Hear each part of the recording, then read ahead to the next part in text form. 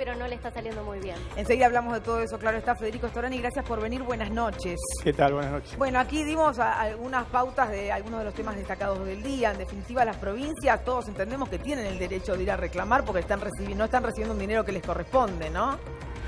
Sí, además la Corte es la que tiene la competencia exclusiva en cualquier conflicto que se produzca entre las provincias y la nación. Eso está en la propia Constitución Nacional. Por lo tanto, es complejo argumentar que no tienen posibilidad de recurrir ante la Corte. Y en un Estado de Derecho, si se respeta la división de los poderes, el Poder Judicial es un poder independiente, la cabeza del Poder Judicial es la Corte Suprema de Justicia de la Nación. En lo que hace al fondo, me parece importante que no tenga un efecto de aplicación retroactivo en cuanto, por ejemplo, que las medidas que en su momento se tomaron para aliviar a los sectores más vulnerables, por ejemplo, la disminución o eliminación del IVA en algunos alimentos que afecta a los sectores más vulnerables, o el cobro de impuestos a las ganancias, no vuelva a su estado anterior, porque eso agravaría la situación que hoy ya es extremadamente delicada. Federico, hablábamos recién del post-macrismo, ¿no? Y en esto, ¿cómo se ubica la Unión Cívica Radical? ¿Qué se entiende hoy por Unión Cívica Radical? Porque pareciera que donde triunfa Mendoza, por ejemplo, hicieron todos los esfuerzos necesarios para decir nosotros con la Nación no tenemos nada que ver. Cornejo, que es un aliado del presidente de la Nación, dijo nosotros no tenemos nada que ver con Macri, no queremos ni que venga Mendoza. Antes, en campaña, no querían ni verlo, hicieron campaña diciendo no tenemos nada que ver. Entonces, ¿cómo se comprende esto? Bueno, este es un proceso que, como se sabe, incluso personalmente yo lo he expresado aquí también, viene desde hace mucho tiempo.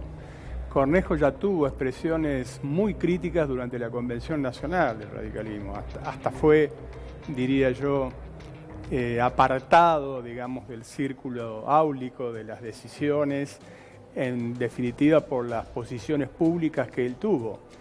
La elección de Mendoza hay que leerla en los siguientes términos.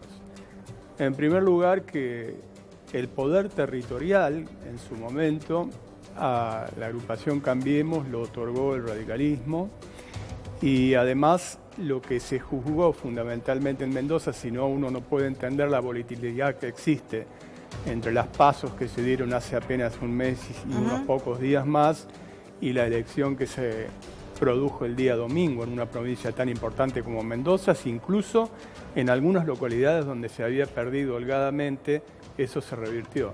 Desde mi punto de vista, lo que estuvo en la mira fueron las muy buenas gestiones, fundamentalmente municipales. En el caso del intendente que ahora es ungido gobernador, Rodolfo Suárez.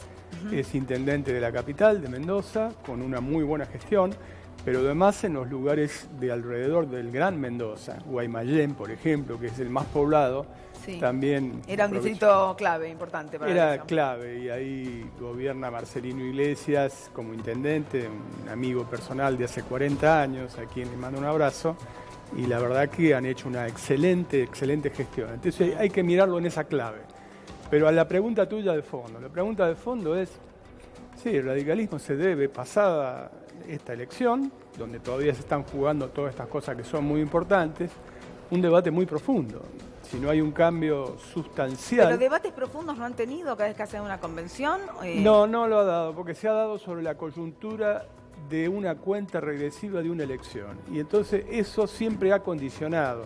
¿Por qué? Porque los que ya estaban con una candidatura en marcha para concejal, para intendente o para gobernador, estaban en un tren, digamos así.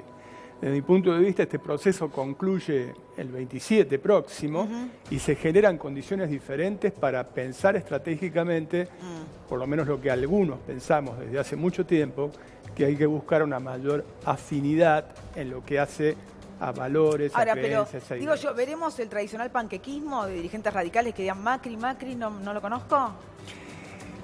No, en el caso de oportunismo vamos a encontrar en todos lados y los ha habido, ¿no? No es en el caso de quienes hace mucho tiempo estamos planteando esta posición. Nosotros en su momento planteamos la necesidad de tener un instrumento que equilibrara y controlara el poder, que garantizara la alternancia, pero lo he dicho un millón de veces, jamás se constituyó un gobierno de coalición que tuviera un ámbito de debate de las políticas públicas esenciales. Es evidente que muchas de las políticas de fondo que se tomaron no contaban con nuestro acuerdo y no tiene sentido continuar como, digamos, partener de políticas de fondo con las cuales no acordamos. A ver, Lucía, hablaste del postmacrismo, hablaste de aquellos que se van a parar en la vereda de la oposición sin Macri. Bueno, Cornejo fue muy claro. Cornejo dijo, si llega a haber una derrota, tenemos que salir adelante con una fuerza política, con Larreta, con Vidal, con Lustó. En ningún momento habla de Macri. En el gobierno, a ver, acá hay un contraste muy fuerte entre la lectura que quieren mostrar desde La Rosada, Marcos Peña, Mauricio Macri, de la elección en Mendoza, que dicen, esto se puede dar vuelta, y ese es el mensaje de las urnas. ¿Se puede dar vuelta? Abona su teoría, ¿no, Storani?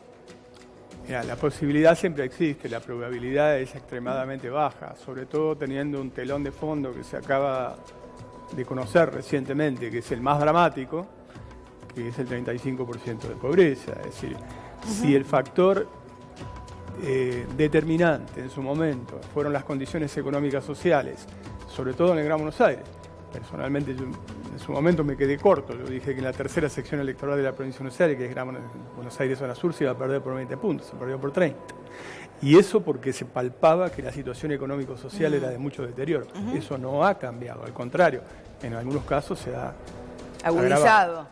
35,4 con esta aclaración que hacíamos ayer, donde no está medida la última devaluación del 12 de agosto, ¿no es cierto? Es decir, que el número a final de año va a ser aún más tremendo. Yo creo que hay que pensar en un post armado que tenga mucho más que ver con la posibilidad de la reconstitución, y esto sí, lo interesante del sistema de partidos en Argentina, donde el radicalismo tiene que ser el imán de atracción de una fuerza que nosotros aspiramos a que sea socialdemócrata, más en sus ideas, y muy probablemente... ¿Una vuelta al alfonsinismo? Es eso, es lo que siempre, por lo menos muchos de nosotros fuimos. Lo que ocurre es que se dio una situación coyuntural, como dije antes, de la necesidad de equilibrar y controlar el poder y de garantizar la alternancia, con la ilusión, porque hoy aparece como una ilusión, de constituir un gobierno de coalición que permitiera debatir las políticas públicas esenciales, pero bueno, ya no se dio. Y dirigentes como Sanz, el mendocino, hablando de Mendoza, que apostó, fue casi la figura que logró convencer en esa convención de Gualeguaychú a los radicales para acompañar a Macri. No, yo creo que lo que está surgiendo también es lo que algunos ya llaman como una generación intermedia, y un poco alude el informe, sí, que es el tema de, por ejemplo, una cercanía que existe entre algunos emergentes. No nos olvidemos que Cornejo va a ser diputado nacional. Sí. La misma situación muy expectable la tiene Martín Lustó dentro del radicalismo, y algunas otras figuras que se ubican con territorialidad y con posibilidades de ofrecer algo nuevo. Por supuesto que nadie le da el pase de retiro a nadie, pero la verdad es que yo creo que se está gestando dentro del radicalismo una renovación mucho más profunda. ¿Hay lugar para Carrió en una coalición así? ¿Para una Carrió o un Marcos Peña, o van a quedar excluidos de lo que viene? En mi opinión personal, yo creo que nos separan muchísimas cosas que hacen a esto que dije, valores, creencias e ideas. ¿Carrió es radical? Bueno, ella originalmente se manifestó así. No, originalmente, digo hoy, ¿se la puede considerar radical? Claramente no, y denostó cada vez que pudo al radicalismo y tuvo la respuesta por parte de muchos de nosotros.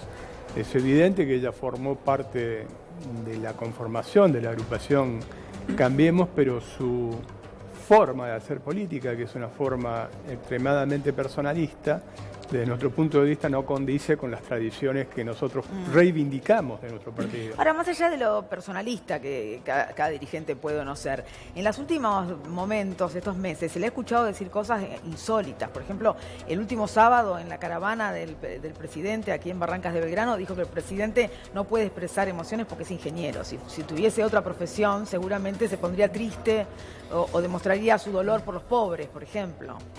La verdad que yo no me voy a poner a juzgar ese tipo de apreciaciones. Yo sinceramente lo que creo que el tema es más profundo. El tema es en la terminología que está un poco en desuso, que es ideológico. Es ideológico. Es un tema ideológico. Y en un sentido no dogmático, ideología como valores, como creencias y como ideas. Está bien, pero hablando de ideología, digo, entonces esta es una derrota de la derecha en la Argentina y la derecha va a tener que ver de qué manera se reubica. Yo creo que sí, yo creo que lo que viene acá es un nuevo cambio de paradigma y por eso hablo de la reconstitución también del sistema de partidos, porque también lo he dicho muchas veces y lo reitero, es necesario encontrar denominadores comunes, es necesario encontrar entre las fuerzas mayoritarias y sociales, incluso algunas formas institucionales para que esos denominadores comunes se expresen. Por ejemplo, el Consejo Económico Social, con la integración de sectores del trabajo, de la producción, de los diferentes credos religiosos, de las universidades nacionales. Algo que tenga no solamente una expresión de deseos, sino también una visualización de tipo institucional, como ha ocurrido en otros países del mundo. ¿Habló con Alberto Fernández? No. ¿Hubo radicales que hablaron con Alberto Fernández? Tengo entendido que sí. Si Alberto Fernández convocara a la posibilidad de un diálogo a la Unión Cívica Radical orgánicamente, me parece que el radicalismo tiene que Ustedes concurrirían a ese diálogo. Exacto, tiene que estar predispuesto, porque la crisis argentina es tan profunda que nadie puede andar con mezquindades de no conversar acerca. Nadie va a perder su identidad por la conversación. De última, la democracia es pluralismo, es tolerancia, respeto de la idea de Pero todos. Cornejo fue muy crítico, dijo que lo que viene va a ser peor que antes, que va a ser peor que Cristina. Cornejo ha sido crítico tanto con Macri como con Fernández, esa es una realidad. Pero también somos muchos los que pensamos, de hecho cuando a mí me tocó competir por el Comité Nacional del Partido, fuimos casi la mitad del partido. Por lo tanto, los que pensamos que es necesario encontrar vías de acuerdo a los efectos de encontrar soluciones para el país. ¿Néstor? Sí, yo quiero unir dos conceptos que soltó Storani al pasar. Sí. El primero tiene que ver con que el radicalismo le aportó territorialidad a Cambiemos. Y el segundo es que ante una eventual convocatoria de Alberto Fernández, en el caso de que sea electo presidente, se sentirían a conversar. De esto me desprenden dos preguntas. La primera, ¿el radicalismo sigue conservando territorialidad? Y en el caso de que sea así, ¿podría ponerle al servicio de un gran gobierno de coalición con Alberto Fernández como presidente? Son demasiadas preguntas, digamos. Algunas son inmediatas y puedo responderlas. Sí, reitero, desde el punto de vista, si la convocatoria fuera institucional, no creo que habría ningún motivo para decir que no. Como con cualquier otro hombre o mujer que convocara, y mucho más si resultara electo presidente de la Nación. Con respecto a la integración, ya es otro tema. Tiene que ver con los programas, con las propuestas, con las coincidencias y demás, y me parece que es adelantarse demasiado. Yo apuntaba que hay una necesidad muy estrecha de unir fuerzas, no se puede salir con un partido ni con un frente, y en tal caso, aún conservando un espíritu crítico, de la misma manera que estuvieron apoyando a Cambiemos, podrían apoyar a otro gobierno. Eso está claro. Lo que ocurre es que también la democracia es, como dije antes, la posibilidad del pluralismo, del ejercicio de la tolerancia, de la convivencia. No está mal que existan diferentes corrientes de pensamiento. Yo insisto en la necesidad de recrear el sistema de partidos, alrededor de los cuales deben girar proyectos nacionales que confronten en el buen sentido de la expresión, confronten democráticamente. A ver, vamos a incorporar a la charla a Gabriel Sued, que es colega y además es politólogo, y además nos trajo un libro que me parece interesante a todo esto que estamos hablando. Mirá, el libro se llama Los secretos del Congreso. No sé si contó todos los secretos del Congreso. ¿Contaste todos los secretos del Congreso? Todos los que pude probar. Todos los que pudo probar. Bueno, perfecto, porque así se debe cuando uno hace un libro. Gabriel, a ver, ya vamos con todas esas cosas que querés contarnos, pero me parece interesante la charla porque en esos secretos del Congreso tendrás cosas para contar, por ejemplo, de los radicales, estas internas que hay, estas decisiones a la hora de grandes debates, cómo se organizan, en el terreno, digo, de aquellos de coalición de gobierno, ¿no? Bueno, yo recuerdo puntualmente cuando se rompió el Frente Amplio UNEN, en el 2014, sí. Y hubo un cruce cara a cara entre Elisa Carrió y Julio Cobos. Sí. En la antesala de la Cámara de Diputados. Había acusado Carrió a Cobos de complicidad por el financiamiento de la campaña del 2007, cuando él fue candidato a vicepresidente de Cristina Kirchner. Exacto. En ese caso puntual, Carrió lo acusó por los medios, Cobos la cruzó en esa antesala de la Cámara de Diputados, tuvieron un cara a cara muy fuerte. Ajá. Y eso ya terminó por dinamitar lo que en ese momento era una construcción, me parece como lo que plantea Federico Storani, más de centro izquierda o más orientada hacia una socialdemocracia, como lo que se intentaba hacer en ese momento, que fue el paso previo a esa ruptura, a después la alianza entre la UCR y el PRO.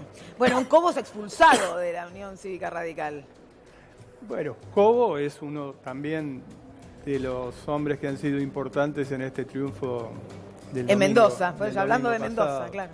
Porque la mayoría de quienes han sido, digamos, acompañados con el voto popular han sido integrantes de su gobierno en su momento. No nos olvidemos que Cobo fue gobernador de la provincia Sí, sí.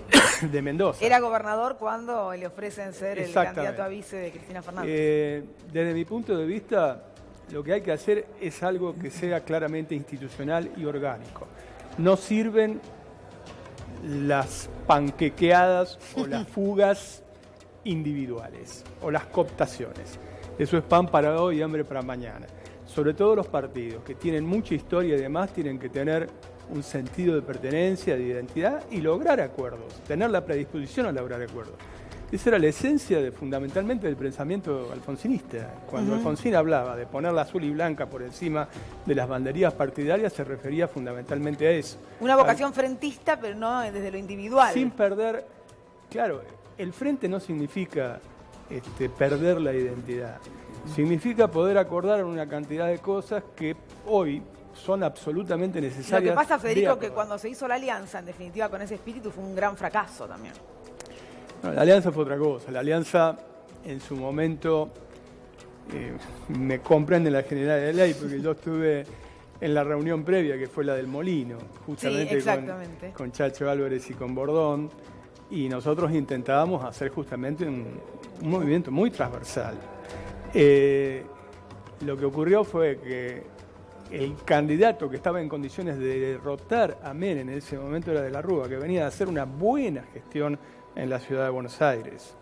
Luego el gobierno decidió un rumbo que nosotros no acordamos y por eso que muchos de nosotros tuvimos un planteo, una permanencia efímera, si se quiere, en el gobierno y públicamente manifestamos nuestras diferencias.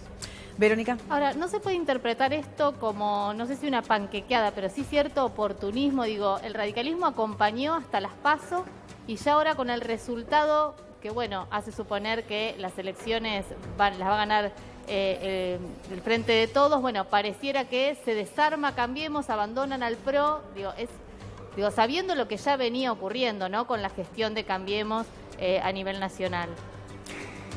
Yo no lo interpreto así, porque eso hubiese sido así si hubiese sido la primera voz, digamos, de alarma o de llamar la atención, pero hubieron muchísimas otras previas, muchísimas otras. Te voy a citar un par para que tengamos claro a qué me refiero. El propio Cornejo, cuando criticó fuertemente la política tarifaria, muchísimo antes de esto, poco faltó para que lo calificaran de desestabilizador del propio gobierno. Es decir, dentro era fuego amigo, pero fuego desde el gobierno, a quien era presidente del Comité Nacional del Ahora, Partido. ante el drama de lo que estaba ocurriendo, no eran voces que se alzaban, digo, sí es cierto, Cornejo. Ahora, después cogobernaron durante muchos años.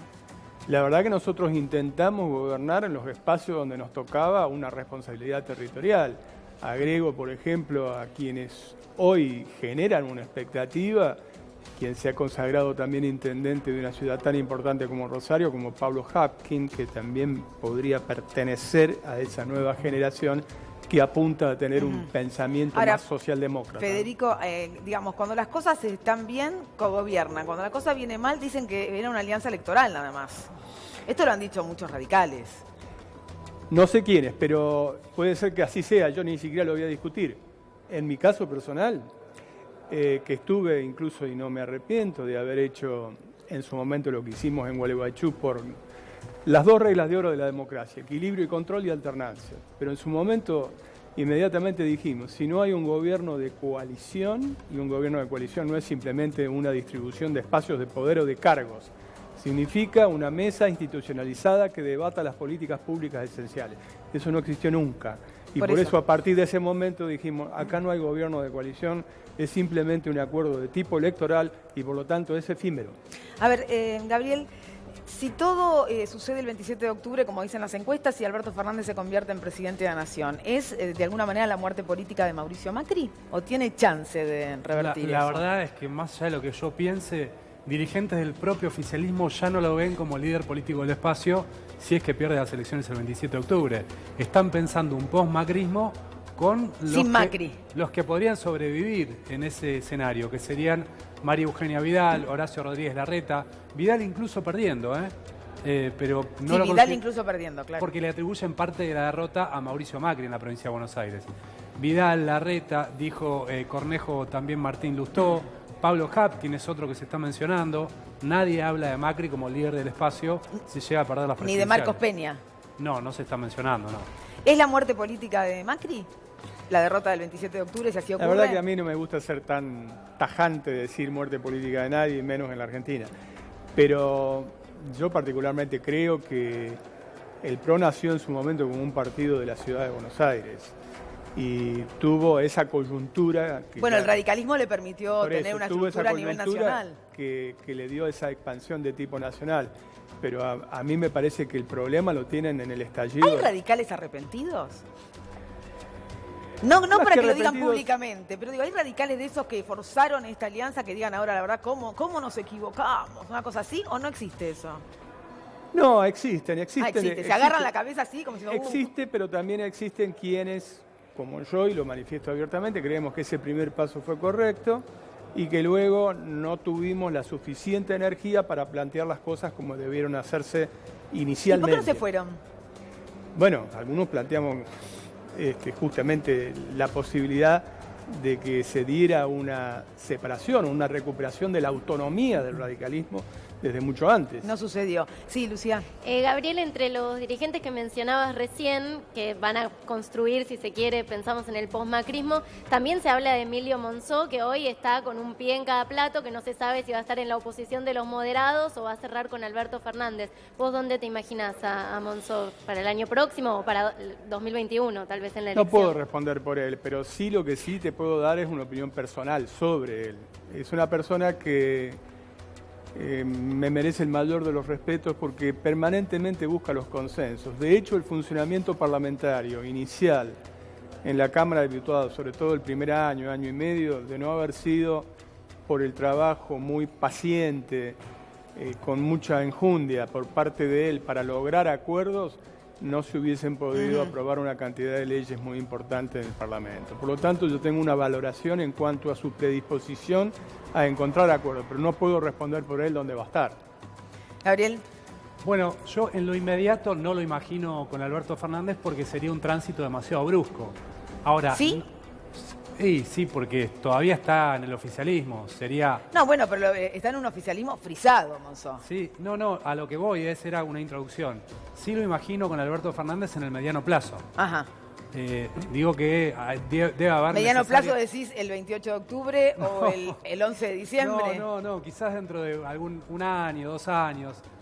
Imagino que tiene que haber un periodo de tránsito. Gabriel, y del radicalismo que veníamos hablando, ¿también imaginás que pueda haber, no digo una panquequeada, pero sí algún oportunismo, teniendo en cuenta cómo viene? La verdad es que al dirigente al que Alberto Fernández está tentando para sumarse al espacio, se está mostrando demasiado orgánico. Estoy hablando de Ricardo Alfonsín, que mantiene diálogo con Alberto Fernández. A él le gustaría sumarlo a su equipo de gobierno si es que gana las elecciones presidenciales, incluso en algún lugar de protagonismo, pero Ricardo Alfonsín se resiste a abandonar la UCR.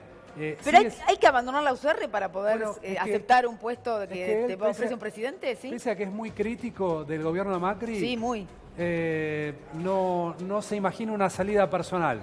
Se mantiene orgánicamente dentro del partido. A ver, Federico, ¿estaría mal que, por ejemplo, Alfonsín aceptase un cargo si el presidente... No, pero estoy de acuerdo con la interpretación que se da. Es decir, nosotros no tenemos un planteo personalista, ni debe ser así. Yo creo que la tradición de nuestro partido, que es muy orgánico, muy institucional, por lo menos en lo que debe ser, oportunista está lleno, como en todos los partidos, no es en todo caso lo que nosotros más respetamos.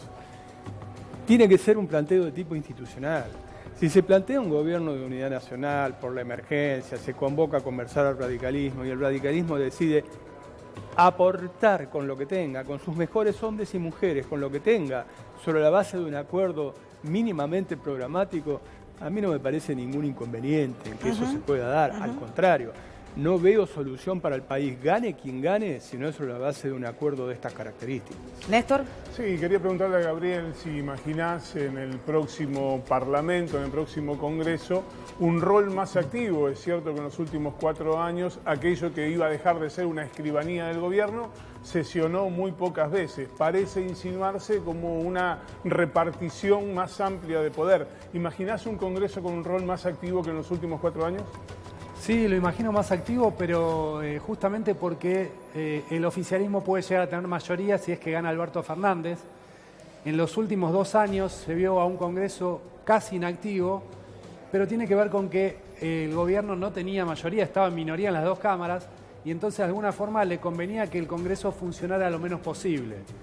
Si Alberto Fernández logra una victoria más amplia de lo que fue en las PASO, que es lo que parece que va a pasar, puede llegar a tener mayoría en las 2 cámaras, y un gobierno que tiene mayoría en las 2 cámaras, en general, tiende a enviar más proyectos al Congreso porque es una forma de revalidar esas políticas. Ahora, planteado en esos términos, es casi un oxímoron, porque el Congreso se supone que es el lugar que, aun cuando no haya mayorías claras definidas, se tiene que consensuar leyes que beneficien a todos. Sí, pero... Bueno, pero tener mayoría no significa que no haya leyes que beneficien a todos. Claro, pero, también puede pasar, pero tener sí. minorías implica que no haya sesionado prácticamente muy poco en los últimos 4 años. Lo que eso es pasa es cierto. que ninguno de los 2 polos de la polarización que se produjo tenía la mayoría. El sector que estaba en el medio no quería quedar pegado a ninguna de las 2 puntas y eso produjo que haya una paralización del Congreso. A ver, Federico, tiene que haber una oposición que en esta crisis que vive la Argentina acompañe al presidente. Muchos dicen, bueno, recién empieza, si va a empezar un nuevo gobierno, hay que acompañarlo, la situación es difícil. Alfonsín tenía una expresión que era muy correcta, que además no era original de él, la tomó de la experiencia comparada de países que pasaron crisis también muy agudas, que era que en algunos momentos históricos hay que preservar los grandes denominadores comunes, es decir, las políticas de Estado, por sobre las disputas más individuales y sectoriales. Porque hay un axioma. Si la crisis es prolongada en el tiempo y extremadamente profunda, vos tenés que ensanchar la base de sustentación política para encararla. Es casi una regla física que se aplica a la política. Entonces, en este momento lo que hay que tratar de encontrar esos denominadores comunes, sentarse el tiempo que sea necesario. Pero no lo quiero plantear como una expresión de deseos, por eso hablo del Consejo Económico Social, que tenga además una legitimación parlamentaria. Hay proyectos parlamentarios de la constitución de un Consejo Económico Social que funcione con esas características. Bueno, enseguida le voy a preguntar después de la pausa a Federico Storani cuán importante puede ser en esta estructura que está mencionando un movimiento obrero unificado, por ejemplo. Totalmente. Si puede haber un radical dirigiendo la próxima CGT, enseguida se lo voy a preguntar. Y también a Gabriel le voy a pedir que me dé un título que enseguida te contamos después de la pausa, de esas anécdotas que no te podés perder de Congreso Nacional. Dame el título de una, la más jugosa que hayas escrito. Bueno, hablaban de Elisa Carrió. Sí. Te puedo contar en el momento que fue el último encuentro que tuvieron cara a cara Elisa Carrió y Cristina Kirchner. Enseguida se viene el encuentro entre Elisa Carrió y Cristina Fernández de Kirchner. La pausa y volvemos. Hay otra historia.